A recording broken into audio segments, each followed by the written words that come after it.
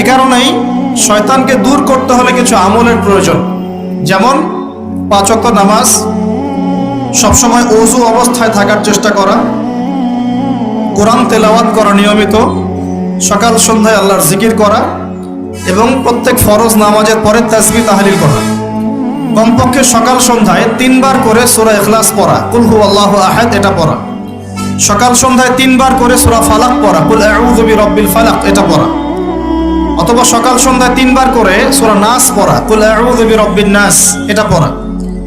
সকাল সন্ধ্যায় কমপক্ষে 2 বার আয়াতুল কুরসি তেলাওয়াত করা।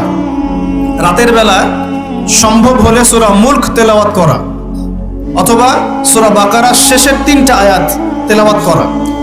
এগুলো যে ব্যক্তি নিয়মিত তেলাওয়াত করে, চর্চা করে, সে শয়তানের ওয়াসওয়াসা থেকে দূরে থাকবে ইনশাআল্লাহ। আর শয়তানের ওয়াসওয়াসা অনেকভাবে হতে পারে। মানসিক